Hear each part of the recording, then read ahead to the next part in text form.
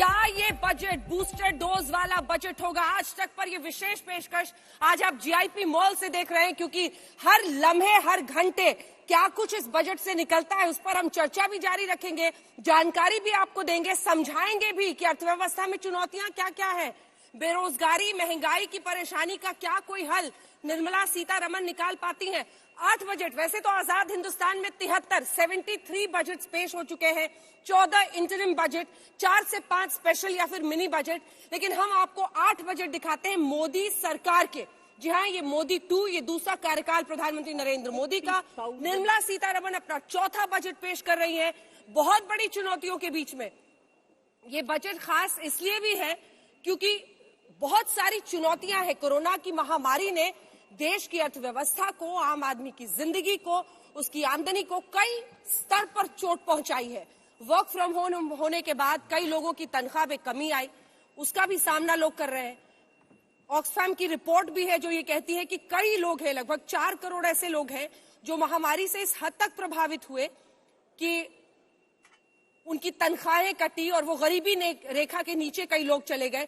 जो ये बताया, गरीबी रेखा के नीचे जाने के मायने ये है कि इस आबादी के पास खाने पहनने रहने के लिए जरूरी जो न्यूनतम सुविधाएं हैं वो तक नहीं है।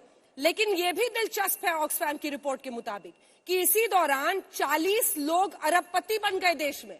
अब यही है वो बैलेंस जो इस बजट के जरिए स्ट्राइक करने की जरूरत है। आम आदमी जो मिडिल क्लास है वो टैक्स में क्या उम्मीदें रख सकता है, टैक्स सिर्फ डायरेक्ट नहीं इंडायरेक्ट टैक्सेस में क्या सरकार कुछ कर सकती है, इन सब पर एक्सपर्ट्स हमारे साथ बैठेंगे। क्या सस्ता क्या महंगा, इन सब पर जानकारी आपको देंगे। वरिष्ठ पत्रकार प्रभु चावला जी अब हमारे साथ यहाँ पर हमारे इस बजट की विशेष पेशकश में जुड़ गए हैं। हमारे साथ सैयद जफर इस्लाम साहब लगातार बने हुए हैं जिनसे हम चर्चा कर रहे हैं। गुरदीप सप्पल साहब अब कांग्रेस पार्टी की तरफ से मोर्चा संभाल रहे हैं। गुरदीप सप्पल जी राष्ट्रीय प्रवक्ता यहाँ पर बैठ गए हैं। राजेश शर्मा जी लगातार हमारे साथ बने हुए हैं। रुचिका भगत बनी हुई हैं टैक्स एक्सपर्ट के तौर पर। लेकिन हम आपको दिखा रहे हैं तस्वीरें, वित्त मंत्रालय पहुंच चुकी है निर्मला सीतारमण। यहाँ से कुछ ही देर में वो निकलेंगी। 10:10 पर कैबिनेट से अप्रूवल के बाद 11 बजे वो बजट पेश करने वाली हैं। वित्त राज्य मंत्री पंकज चौधरी ने कुछ देर पहले क्या कहा है, तस्वीरें हम आपको दिखा रहे हैं। भागवत कराड़ जो कि वित्त राज्य मंत्री हैं दूसरे, वो पूजा पाठ कर रहे हैं। पंकज चौधरी ने बाहर आकर मीडिया से बात की है। बहुत हिंट नहीं दिया उन्होंने कि क्या हो सकता है बजट में, लेकिन सुनिए वो क्या कह रहे हैं। देश के यशस्वी प्रधानमंत्री जी के नेतृत्व में दुनिया के सर्वश्रेष्ठ ताकतवर महिलाओं में से एक आदरणीय श्रीमती निर्मला सीतारमण जी के नेतृत्व में देश के सभी सेक्टर के लोगों को भावनाओं को ध्यान में रखते हुए एक समावेशी सर्वसमावेशी बजट आने वाला है, जिससे निश्चित तौर से देश के लोगों का कल्याण होगा और देश भी आगे बढ़ेगा। पूजा तो इसलिए की है कि भारत ये प्रधानमंत्री मोदी साहब के नेतृत्व में विश्व गुरु बने, भारत समृद्ध बने, इसलिए मैंने पूजा की है। सत्ता दल हो या विरोधी पक्ष के सब लोगों ने साथ में मिलकर बजट को सुनना चाहिए, सहकार्य करना चाहिए।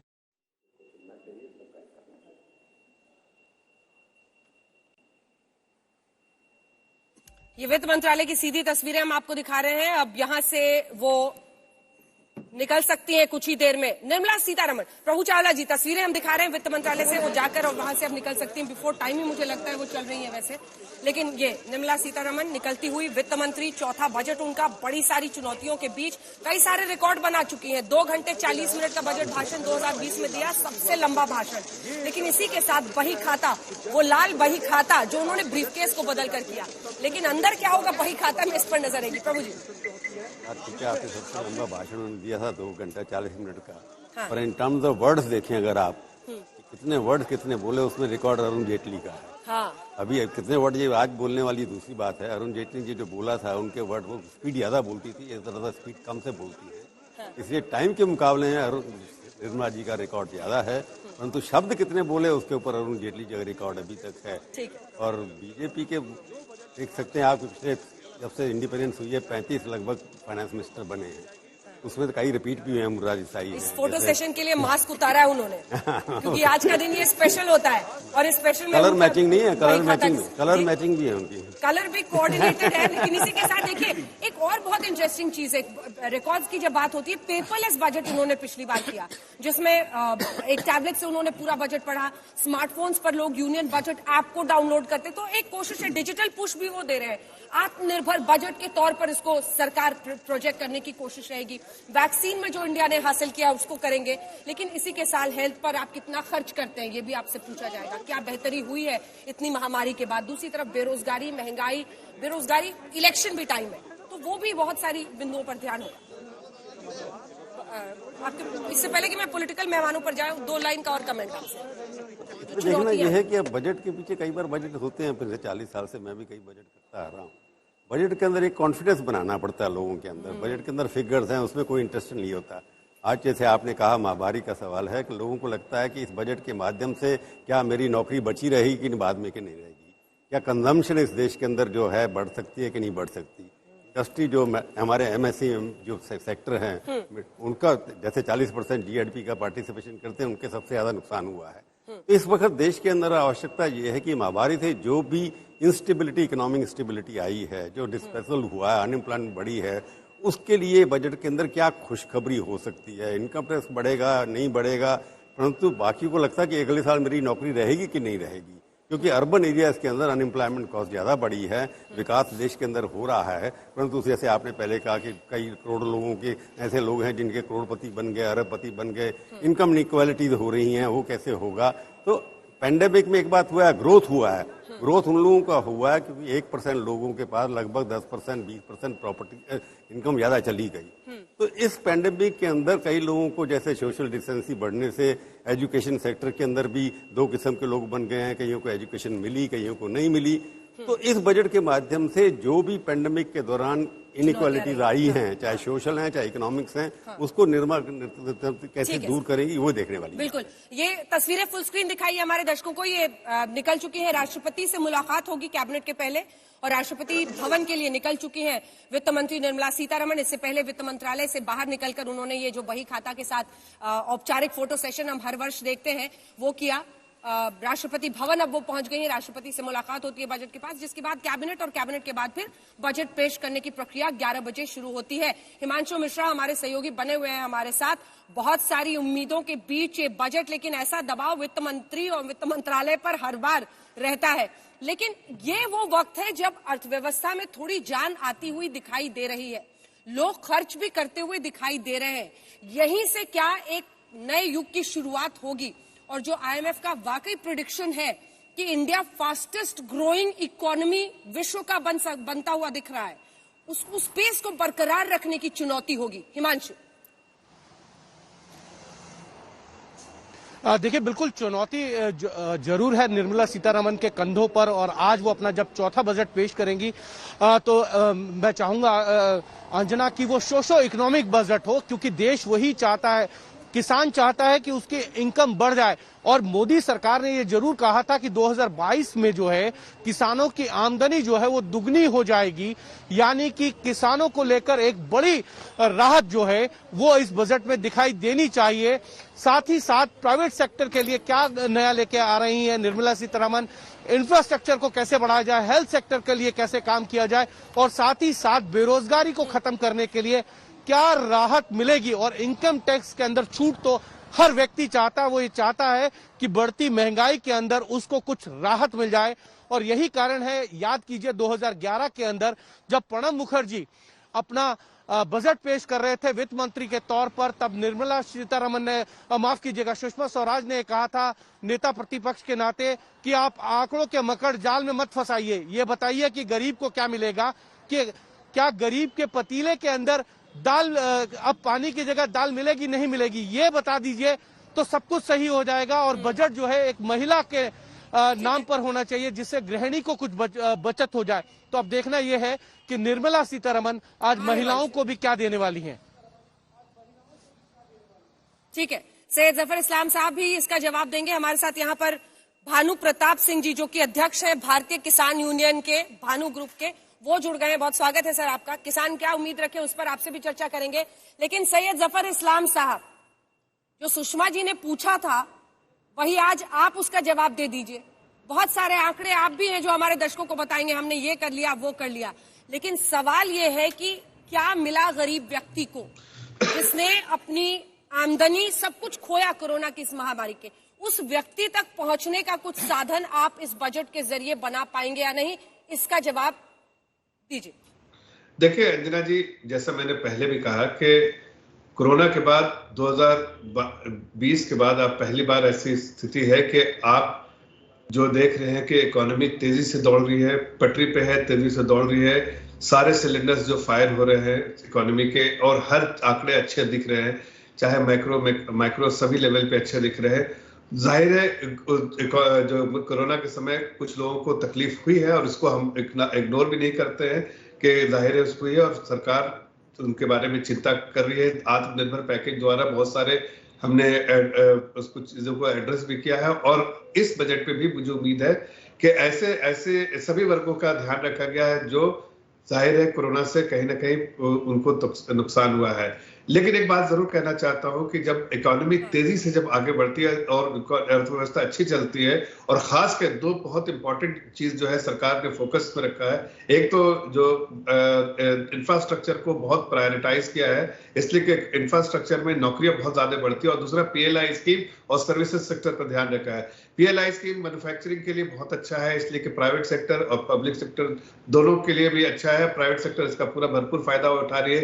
क्रेडिट ग्रोथ अगर आप देखिए, इसी को ध्यान में रखते हुए देखते हैं तो क्रेडिट ग्रोथ जो है वो बढ़ा है, 9% से ऊपर आ गया है, और जो कैपेसिटी यूटिलाइजेशन है वो भी 70% के आसपास आ गया। मतलब आगे आने वाले दिनों में प्राइवेट इन्वेस्टमेंट कैपेक्स जैसे शुरू होगा, सरकार तो कैपेक्स कर रही है, उससे नौकरियां तेजी से और बढ़ती जाएंगी, white collar job, blue collar job. और खास के एक और चीज कहना चाहता हूँ, गति शक्ति जो इनिशिएटिव है सरकार की, सांसद जी का ये अच्छी चीज है कि बैंकर रह चुके हैं, तो जब जब वित्त मामलों का कुछ भी होता है तो पार्टी इनको फील्ड करती है, मैदान पर उतारती है।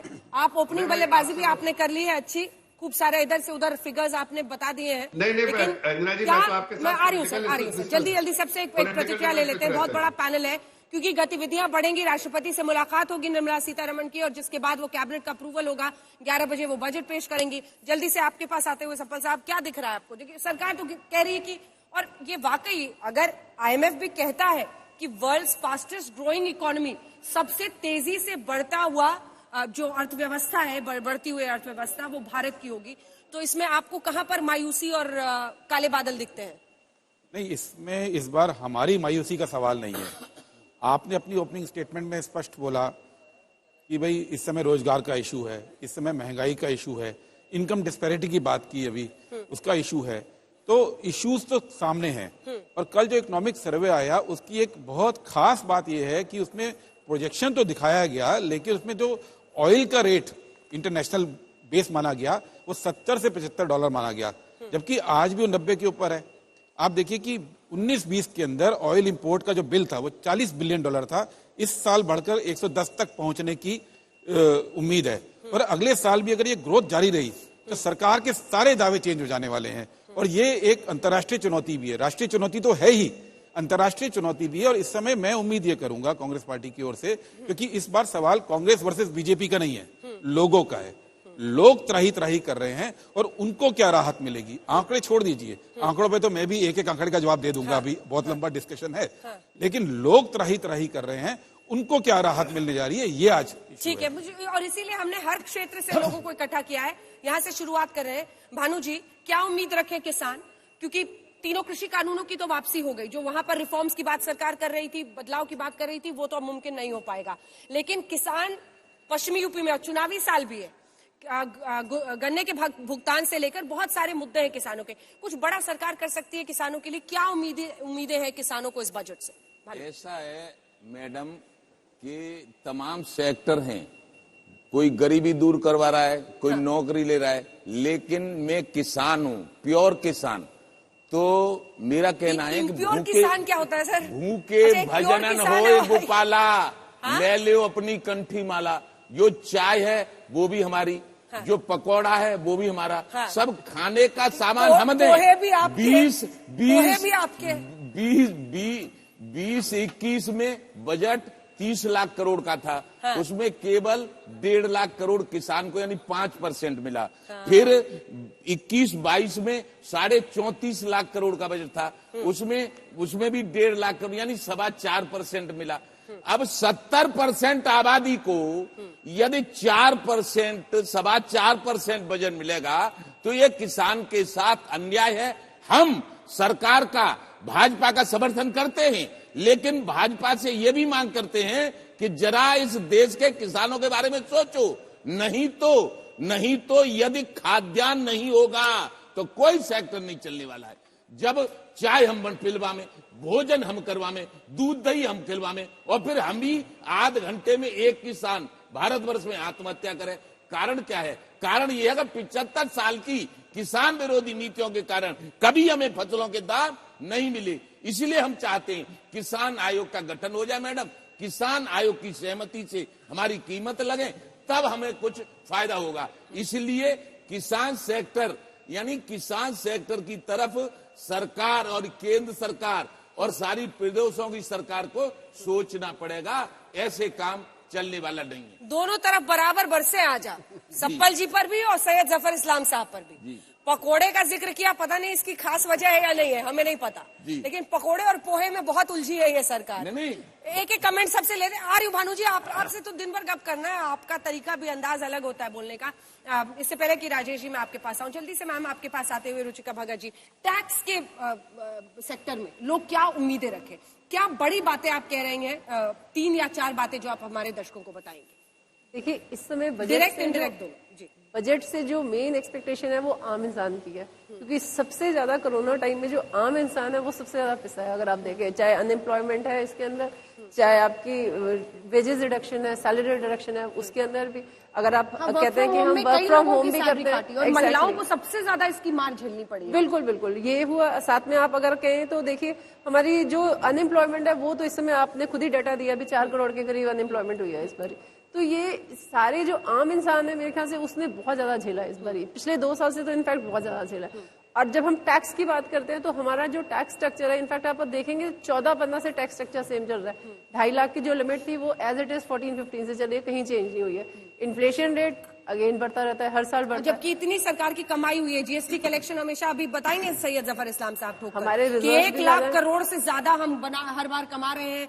जब इतना बम्पर आपके पास एकदम बम्बा में, तो जनता को भी कुछ खुश कीजिए। इतने सालों से 2.5 लाख पर एग्जेम्पशन लिमिट टिका हुआ है इनकम टैक्स एग्जेम्पशन का। एग्जैक्टली उसको 2.5 से 5 करने की बिल्कुल उम्मीद है। दूसरी चीज अगर आप देखें तो स्टैंडर्ड डिडक्शन है, या अब जब आम आदमी घर से काम कर रहा है तो उसको वर्क फ्रॉम होम अलाउंस देने की जरूरत है, क्योंकि ऑब्वियसली जब वो घर से काम करता है तो बहुत सारे खर्चे हैं। दूसरी चीज है जिस पर बहुत चर्चा बीते दिनों हो रही है, जो आप भी कह रही है कि उस पर सरकार को कुछ करना चाहिए कि आप वर्क फ्रॉम होम का अलाउंस कुछ करें। जब हम घर से काम करते हैं तो ऑब्वियसली बिजली का खर्चा है, किराए का खर्चा है, ऑफिस घर पे सेटअप करने का खर्चा है।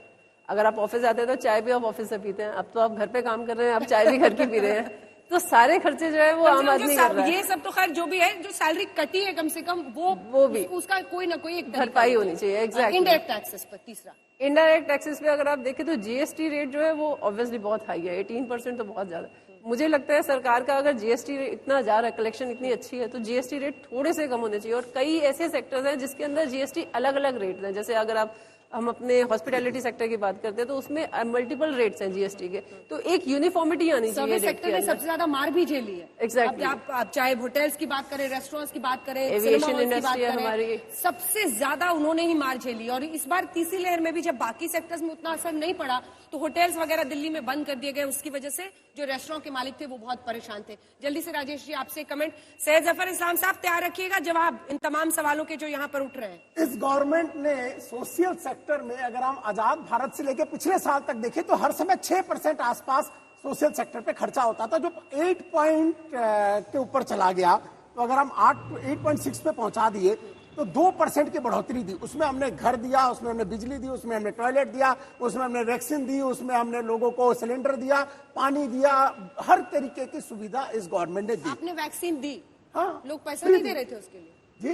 वैक्सीन के लिए तो लोग पैसा दे रहे हैं। फ्री वैक्सीनेशन जो देश में हुआ है उसके लिए कह रहा हूं। लोग तो बहुत कम लोगों ने कोविड की दिए। वैक्सीन के लिए दिए नहीं क्या पैसे? मैडम, बहुत कम लोगों ने दिए हैं। अगर आप पूरा आंकड़ा और डाटा चेक कर लें तो बहुत कम लोगों ने वैक्सीन कितने लोगों को मुफ्त वैक्सीन दे दिया? मैक्सिमम पूरे भारत को मुफ्त वैक्सीन मिली है मैडम। यही तो, ये आंकड़ा आपके पास फिर नहीं है पूरे भारत। आप बताइए ना आंकड़ा, इसीलिए तो आपसे पूछ मैं आपको बता रहा हूँ ना, majority of the country majority क्या होता है? नंबर बताइए।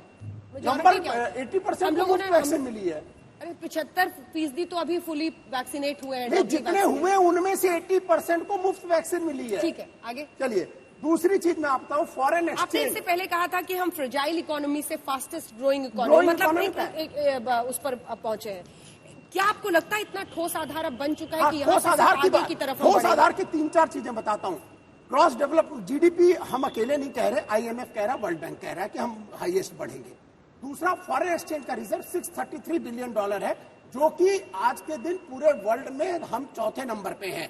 यूएस, चाइना और स्विट्जरलैंड के बाद में हम हैं। अगर आप स्टार्टअप का नाम लेते तो वर्ल्ड में तीसरे नंबर पे हम स्टार्टअप कर रहे हैं। 14,000 लोगों का स्टार्टअप का यूनिकॉर्न कितने हुए हैं? स्टार्टअप्स में यूनिकॉर्न कितने हुए? यूनिकॉर्न स्टार्टअप के अभी 100 का आंकड़ा पहुंचा कि नहीं पहुंचा? अभी नहीं पहुंचा ना। आपका टारगेट था ना 100 यूनिकॉर्न का। 100 यूनिकॉर्न पहुंचा, हाफ सेंचुरी भी नहीं मार पाए हैं। देखिए यूनिकॉर्न, ठीक है, यूनिकॉर्न जो पहले 7 होता था उससे आप 44 पे पहुंचे हो। ऐसा नहीं है कि हमारी कोशिश नहीं है। ये पेंडेमिक का ऐसा टाइम था जिसमें ये बहुत आसान नहीं है। इस पेंडेमिक के टाइम पे जिस तरीके से सोशल एक्सपेंडिचर, जिस तरीके से रोड में बढ़ोतरी हुई है, जिस तरीके से आपके रेलवे की इंक्रीज हुई है, इलेक्ट्रिफिकेशन की इंक्रीज हुई है, डबल लाइनिंग की इंक्रीज हुई है, हर चीज के अंदर में कैपिटल एक्सपेंडिचर 13.5% ग्रो करना बहुत बड़ी चीज है। और बढ़त के साथ शेयर बाजार खुले हैं। हम आपको बता दें 650 अंकों की उछाल है, यानी बाजार में भी उम्मीदें बहुत सारी टिकी हुई हैं। सैयद जफर इस्लाम साहब, आपने सबकी बातें सुन ली है। अब आपके पास आते हुए भानु जी की भी बातें आपने सुनी। किसानों को क्या उम्मीदें हैं? हाँ, प्रभु जी जवाब देंगे ना। आईएमएफ का प्रोजेक्शन जो था 9.5% था, उसको आपने आपने कम क्यों किया? मेरे समझ नहीं आता। ये आईएमएफ गलत है या आपको लगता है कि इससे भी कम होने वाली है? ये ऑफिस ने भी और दूसरा मैं ये 9.2 का किया था। आपने क्यों किया? 9.5% ग्रोथ कैसे होगी? जरा एक्सप्लेन तो करे ना कोई। कैसे होगी? 8.5% अगर होने वाली है बजट के हिसाब से, कैसे उनका एस्टिमेट है कि 8.5% होगी? कैसे एस्टिमेट लगाया? 8 से 8.5 क्यों किया? एक तो 9.5 के प्रोजेक्शन से, दूसरी तरफ कैसे होगा ये? कहां पर आप देख रहे हैं? देखिए अंजना जी, जो फोकस सरकार का है वो आप अगर देखिए पिछले साल भी जो था वो जो कैपेक्स पे था, और कैपेक्स पे फोकस सरकार ने किया है। सबसे बड़ा जो है उन्होंने कमिटमेंट जो किया था वो 5,54,000 करोड़ का किया था। अगर इन्वेस्टमेंट देखिए इंफ्रास्ट्रक्चर स्पेस में होता है तो उसका मल्टीप्लायर इफेक्ट होता है। अगर बैकवर्ड इंटीग्रेशन, फॉरवर्ड इंटीग्रेशन दोनों लीजिए, तो अगर आप रेल सेक्टर में करते हैं तो 1 रुपया आप इन्वेस्ट करेंगे तो उसका जीडीपी में, नेशनल जीडीपी में कंट्रीब्यूशन 5-5.5 रुपए तक आता है। वो टेकिंग बहुत into consideration backward and forward integration. उसी तरह अगर रोड सेक्टर में करें तो 3.5-4 रुपए का कंट्रीब्यूशन होता है। तो सरकार की जो एलोकेशन है, बजटरी एलोकेशन है, बड़ा साइज जो है वो कैपेक्स में है। सरकार ने पिछले साल किया था, आगे भी सरकार का फोकस इंफ्रास्ट्रक्चर में रहेगा और उससे जाहिर है जो नेशनल जीडीपी में कंट्रीब्यूशन उसका बढ़ेगा। साथ साथ में अगर आपको जो भानु जी की सवाल थे और बाकी लोगों का सवाल था, देखिए हमारी सरकार जो है बराबर चिंता करती है किसानों की। मुझे लगता है किसान भाई बहनों के लिए हमने बराबर चिंता की है। इस बजट पे भी उनकी उम्मीद जो है उस पर हम खरे उतरेंगे।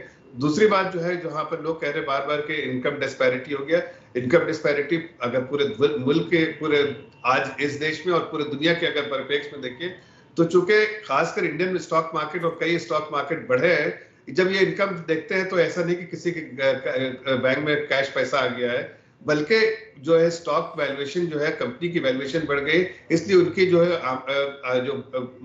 जो मार्केट कैपिटलाइजेशन की वजह से उनको लगता है कि बहुत अमीर हो गए। लेकिन अगर वो गिर जाएगी, आज स्टॉक एक्सचेंज में उनकी प्राइस गिरती है तो वो गरीब भी हो जाते हैं। ये उछाल आता है जाता है, जैसे स्टॉक मार्केट आप देखते हैं कि ऊपर जाता है नीचे जाता है, लेकिन इसकी वजह ऐसा नहीं कि उनके पास पैसे आ गए। बैंकर बुलाने का ना कुछ फायदा भी होता है भानु जी, कुछ नुकसान भी हो जाता है।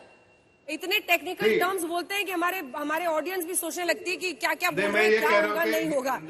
आम आदमी की भाषा में जरा समझाइए। देखिए तमाम चीजें अच्छी है जो आप कह रहे हैं ना इस्लाम साहब, आपका इकोनॉमी में आपके ज्ञान का पूरा सम्मान, लेकिन बताइए ये विकास दर जो आप प्रोजेक्ट कर रहे हैं, ठीक है, ये विकास दर जो आप प्रोजेक्ट कर रहे हैं, इसमें निवेश कितना आ रहा है, कहां से आ रहा है, क्या हो रहा है? सिंपल बेसिक सवाल पूछती हूँ सर। अब क्या फंसाइएगा तो हमारी जनता भी सोचेगी क्या क्या पढ़ना पड़ेगा आपका बुलेटिन देखने के लिए। हमें बताइए सर, एक सेकंड पहले सवाल सुन लीजिए सर प्लीज। जो मोटी भाषा में अगर आप बताएं, निवेश कहाँ से आ रहा है? कैपिटल एक्सपेंडिचर जो आउटफ्लो है पिछले 4 सालों में जीडीपी का घटा है, तो आप उसको जरा कैसे एक्सप्लेन करेंगे? बिल्कुल, कैपिटल एक्सपेंडिचर में और खास तौर पर स्वास्थ्य के जो आंकड़े हैं ये जो हम विदेशी निवेश के आंकड़े दिखा रहे हैं, इसके बाद जरा दिखाइएगा, चाहे वो स्वास्थ्य हो, चाहे वो शिक्षा हो, चाहे वो रक्षा हो। रक्षा में हमने हथियारों पर खर्च, रक्षा खर्च वर्सेस जो जीडीपी के अनुपात में कितना खर्च होता है, वो तमाम आंकड़े भी निकाल के रखे हुए हैं, वो सब दिखाते हुए इन सब पर अब लेकर बताइए। एक तो निवेश का पूरा मामला सुनिए सर, निवेश का पूरा मामला, क्या बेरोजगारी के लिए आपके पास कोई नया तरकीब होगा कि कैसे आप रोजगार के साधन पैदा करें? क्योंकि अल्टीमेटली आम आदमी को कैसे बजट अफेक्ट करता है, उसी से असर होता है। देखिए अंजना जी, आप अगर आंकड़े के बेसिस पे देखती हैं कि परसेंटेज टू जीडीपी सही है, देखने का तरीका सही है कि आपको चाहे वो रक्षा सेक्टर में या और भी कोई सेक्टर में देखें, लेकिन आप देखिए कि पिछले 7 सालों में अगर जीडीपी का साइज देखिए तो आप 99 लाख करोड़ था 2013 में, FY13 में, जो 2013 में, 2014 में वो बढ़ के 112 लाख करोड़ हो गए। आज आप देखिए तो वो 230 लाख करोड़ के आसपास है। तो जाहिर है जीडीपी का साइज बढ़ा।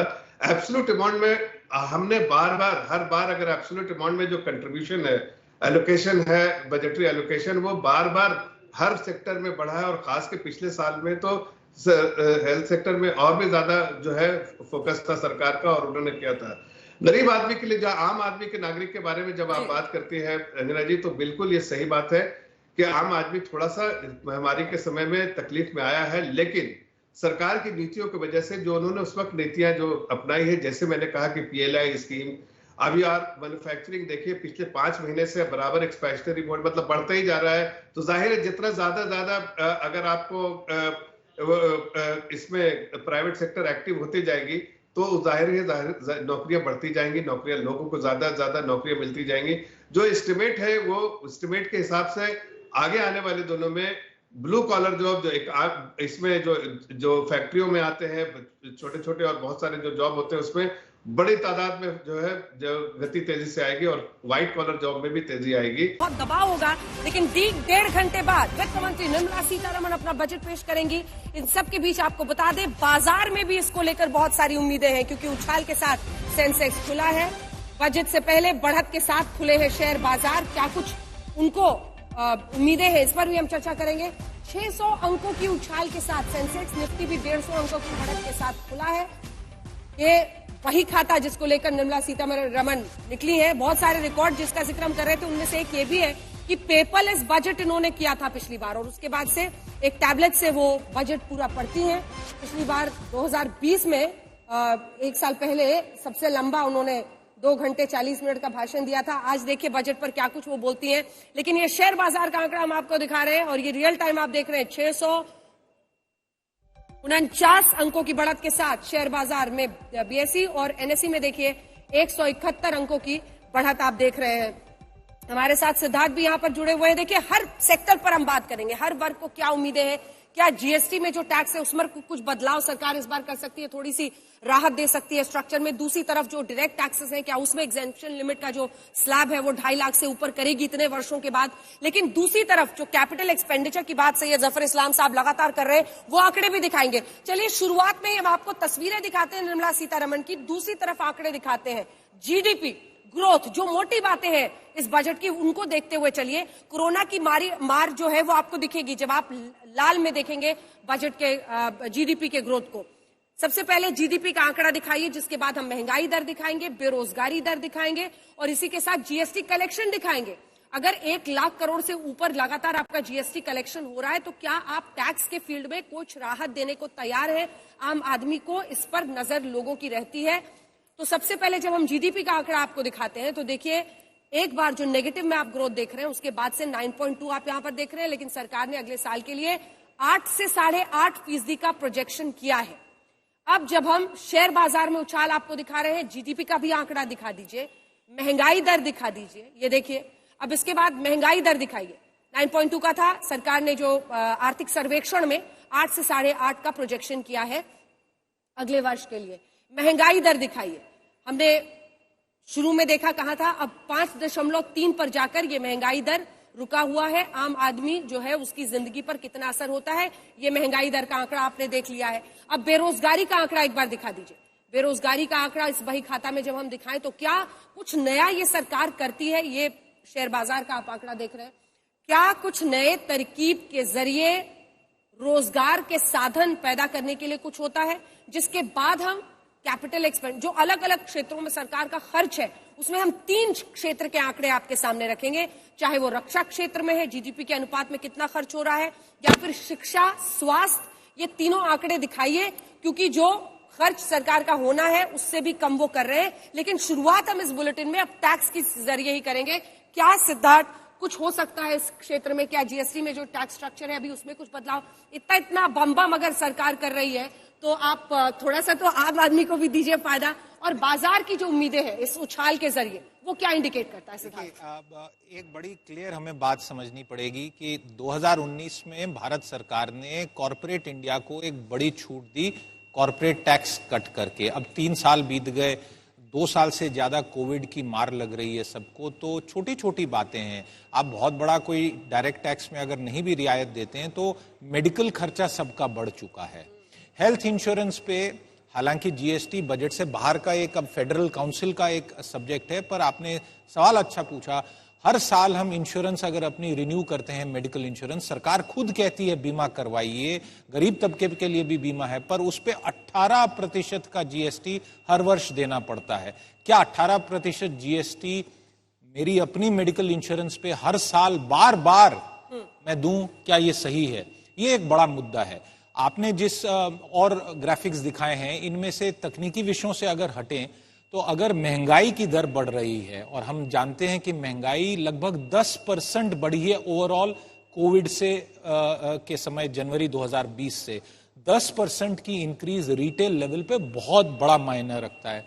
आप जानते हैं कि मोटरसाइकिल की सेल्स भी इंपैक्ट हुई क्योंकि पेट्रोल काफी महंगा हो गया। तो जब महंगाई के आलम में आम आदमी के लिए कुछ न कुछ रियायत देना स्वाभाविक है। और एक आखिरी बात, मोदी सरकार का 10वां बजट, निर्मला जी का 4था बजट, और ये बजट लगभग मिड पॉइंट पे, और आपसे ज्यादा कौन इस विषय को बेहतर समझेगा, ये चुनावी साल है, 7 राज्यों में चुनाव है, 5 के नतीजे आने वाले हैं, तो कम से कम इस समय पे करिए। पर तो सांसें अटकी हुई है, और इसीलिए किसानों के मुद्दे पर हो या फिर कुछ चुनावी बजट होगा, ऐसा कुछ होगा कि सप्पल साहब फिर बोलने लगेंगे 12-1 बजे। देखिए मैं तो चुनावी बजट नहीं, मैं एक ही बात कह सकता हूं, मैं एक ही बात कहूंगा। इस सरकार में, और अब ये 10 के 10 बजट देख लिए, और प्रभु जी यहाँ पे हैं, प्रभु जी की कृपा से भी हमने कई बजट देखे हैं।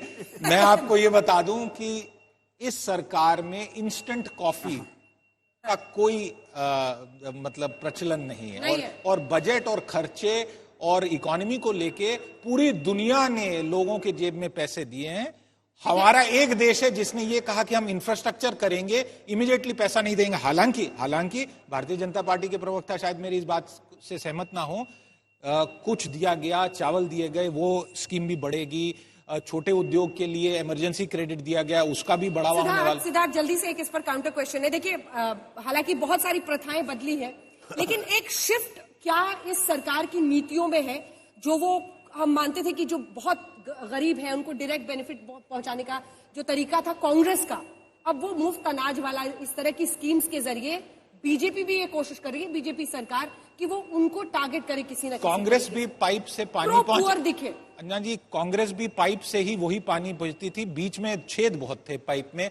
भारतीय जनता पार्टी ने बहुत छेदों पे सीमेंट लगा दिया है, पानी निकल रहा है, परंतु कितना देना है उसकी मात्रा में कुछ कमी हुई। बहुत दिलचस्प तरीके से आपने बताया। वैसे ये डायरेक्ट बेनिफिट ट्रांसफर वाला जो मामला है वो सरकार को श्रेय कांग्रेस को जाता है, परंतु कांग्रेस ने बहुत सारे विषयों पे खुद ही आपस में उलझे रहे, और स्वाभाविक है खाता खुलवाने का तो क्रेडिट नहीं बिल्कुल होना चाहिए, और आखिरकार टैक्स पेयर के दम पे सारी सरकारें चलती हैं, तो श्रेय देश को जाना चाहिए। पर यह जरूर है कि बीजेपी ने कांग्रेस की बॉल उठा के उससे ज्यादा गोल किए। उनकी बॉल उठा के मनरेगा से लेकर हर चीज बॉल उन्हीं की उठाई, बिल्कुल, और उसके बाद से गड्ढे भी और कांग्रेस ने उससे पहले अटल जी की सरकार की बॉल उठाई।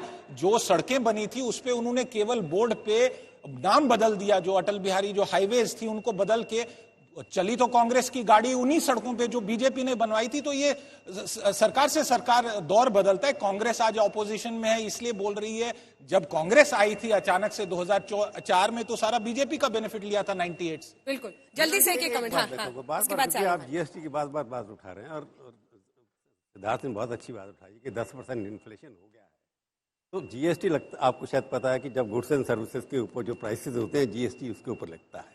तो जीएसटी की ग्रोथ के अंदर सिद्धार्थ ज़्यादा, क्योंकि प्रैक्टिकल करते होंगे कि पिछले 1 साल के अंदर 10% अगर प्राइसेस बढ़े हैं तो जीएसटी तो ऑटोमेटिक बढ़ेगा उसी हिसाब से। बिल्कुल बढ़ा है, बिल्कुल बढ़ा है। ये कहना कि जीएसटी बढ़ गया कि प्रोडक्शन बढ़ गई है, ये भी एक मिथ क्रिएट करनी चाहिए कि आपको कहीं भी प्रोडक्ट गुड्स एंड सर्विसेज की क्वांटिटी नहीं बढ़ी है। एस्केप रूट मिल जाएगा सैयद जफर इस्लाम को। और दूसरा माननीय सांसद बहुत खुश हो जाएंगे कि देखिए जीडीपी, दूसरी बात है कि और पूछ लिया जीडीपी जो आप बार बार एस्टिमेट करते जा रहे हैं, जैसे भी सवाल उठाए कि पेट्रोल प्राइसेस आपने अज्यूम किए, जीडीपी जो ग्रोथ कर रहे हैं आप कांस्टेंट प्राइसेस पे कर रहे हैं, किस प्राइसेस पे कर रहे हैं कि जीडीपी अल्टीमेटली क्या टोटल है value of services, goods and services का।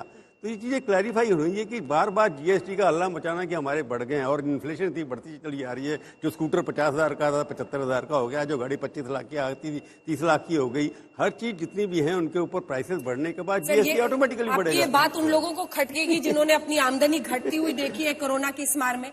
आपकी ये बात उन लोगों को खटकेगी जिनके रोजगार के साधन खत्म हो गए हैं। ये सच है कि ये वक्त के साथ जो इन्फ्लेशन है उसमें आगे कीमतें तो बढ़ेंगी, लेकिन चाहे वो पेट्रोल डीजल की कीमतें हो और उसकी वजह से जो कैस्केडिंग इफेक्ट तमाम चीजों पर हुआ है उसको लेकर परेशानी। एक बार सफल साहब बोले, फिर भानु जी आप ही देखिए किसानों का सेंटर स्टेज ये मुद्दा, किसानों का कम से कम ये परिस्थिति आज आई है कि हम लोग किसानों के बिना अर्थव्यवस्था बजट किसी की बात कर ही नहीं सकते। जल्दी से सफल साहब। मैं प्रभु जी की बात को आगे बढ़ाना चाह रहा हूँ क्योंकि मैं बिल्कुल यही बात करता। आप टेक्निकल कह रहे थे जफर साहब, कुछ अच्छा होगा तो आप बोलिएगा ना कि चुनावी बजट है, बोलिएगा कि नहीं। सवाल ये है कि चाय पत्ती 150 से 450 हो गई तो जीएसटी चाय पत्ती पे तिगुना हो गया, पर क्या देश के लिए अच्छा है? सरसों का तेल 100 से 200 हो गया तो उस पर जीएसटी दुगना हो गया, पर क्या देश के लिए अच्छा है? और कमाई कर कहां से रही है सरकार? सरकार लगान से कमाई कर रही है कि आपने पेट्रोल डीजल पे टैक्स से 4.25 लाख करोड़ कमा लिया, 4.25 लाख करोड़, और वो 4.25 लाख करोड़ से आप डेफिसिट को पूरा करते हैं। और तीसरी, आप संपत्ति बेच रहे हैं, तो तीन ही जगह से आप कमाई करें। प्रोडक्टिविटी से कमाई कहां बढ़ रही है देश के अंदर, ये बजट को बताना पड़ेगा, ये जफर साहब को बताना पड़ेगा। सवाल ये नहीं है कि चुनावी बजट है ये नहीं है, चुनावी छोड़ दीजिए, चुनावी तो अब सरकार के पास इतना स्पेस ही नहीं बचा है। सरकार की जो हालत है ये, और ये मानना चाहिए कि 8वां साल है और पिछले 25 साल में 15 साल से बीजेपी है। अब उनके पास कोई एस्केप रूट नहीं है। 15 साल बीजेपी ने राज किया, 25 में से आज की तारीख में बीजेपी को जो लोगों तक पहुंचाना है। अब भानु साहब कहेंगे दुगनी आय, अब दुगनी आय तो नहीं, सबसे ज्यादा परफॉर्म किसने किया? सबसे ज्यादा परफॉर्म कोविड में किया एग्रीकल्चर ने। आप ये भी नहीं कह सकते कि कोविड में एग्रीकल्चर नीचे गया हो, एग्रीकल्चर बेस्ट परफॉर्मिंग सेक्टर रहा, लेकिन आय दुगनी तो नहीं हुई। तो जो जो वायदे 8 साल में किए गए, अब उनका भी ऑडिट करने का वक्त आ गया है, और वो वायदे हर एक सेक्टर के लिए पूरे नहीं हुए। ठीक है, सैयद जफर इस्लाम साहब सबकी बातों का जवाब देंगे। दिखा दीजिए भानु जी को जल्दी से। भानु जी, ऐसा है मैडम कि आय दोगुनी 5 ट्रिलियन इकोनॉमी, एक मिनट, दुगुनी तो तब होगी 2021 का बजट था 30 लाख करोड़ जी, और उसमें मिला 1.5 लाख करोड़ किसानों को। 2021-22 का था 34.5 लाख करोड़, हाँ। उसमें मिला किसानों को 4.25%। मेरा कहने का मतलब यह है कि हम किसान प्योर, मैंने कहा था, इसीलिए कहा कि हमारी तो सारी अर्थव्यवस्था और सारा जीडीपी और सारा सीपी और सब कुछ हमारी तो केवल किसान की आमदनी पे आधारित है। और किसान देता है 53% को, एग्रीकल्चर सेक्टर 53% को रोजगार देता है। मैडम, मैं आपको सत्य बता रहा हूं, यदि किसान की हालत सुधर जाए तो मजदूर की सुधर जाएगी, रिक्शे वाले की सुधर जाएगी, पॉलिस वाले की सुधर जाएगी। यदि किसान पर पैसा होगा तो अब किसान ही कर्जदार है। किसान आध घंटे में एक किसान आत्महत्या करता है। ये तो कोरोना आया अब, लेकिन किसान पे कोरोना है 75 साल से। 13 में हम गए थे मनमोहन सिंह के पास, उन्होंने बात नहीं मानी, तो हमने कहा किसान कांग्रेस भगाओ, देश बचाओ, भाजपा लाओ। अब भाजपा ले आए, अब भाजपा वालों से, और 19 में भी हम 70% हैं। हम 40 साल से हमने और कोई काम नहीं किया, न किसी राजनीतिक पार्टी, त्याग दी सब, लेकिन किसान की बात अब कोई सुनेगा ही नहीं। ठीक है सर, इस पर जवाब लेंगे। मरेगा किसान तो। इनको सैयद जफर इस्लाम साहब को एक साथ दिखाएगा, लेकिन उससे पहले ये फुल स्क्रीन तस्वीरें हम आपको दिखा रहे हैं। राष्ट्रपति के साथ ये मुलाकात बजट पेश करने के पहले निर्मला सीतारमण का, और चौथा बजट ये उनका है निर्मला सीतारमण का। इससे पहले सिर्फ इंदिरा गांधी अतिरिक्त कार्यभार के तौर पर वित्त मंत्रालय देख रही थी। पहली फुल टाइम वित्त मंत्री के तौर पर निर्मला सीतारमण। लेकिन ये कोविड की मार ने जो चुनौतियां बीते 2 सालों में खड़ी की हैं, ये राष्ट्रपति रामनाथ कोविंद के साथ आप उनकी तस्वीर देख रहे हैं और राष्ट्रपति को देखते ही टैक्स पर उनका बयान याद आ जाता है जो उन्होंने दिया और खुद ही माना कि 5 लाख सैलरी है और 2.25 लाख उन्होंने कहा कि मैं टैक्स दे देता हूं, इससे ज्यादा तो टीचर्स की बचत हो जाती है। लेकिन यही वो सवाल है कि टैक्स को लेकर क्या होगा, आम व्यक्ति किस तरह से टैक्स को दे देकर अपनी कीमतें चुकाता है। यहाँ बम्पर कमाई सरकार की हो रही है, बम्पम सरकार है तो सरकार क्या वापस देती है, इस पर भी चर्चा दिलचस्प होती है क्योंकि आम आदमी अल्टीमेटली उसी से अफेक्ट होता है।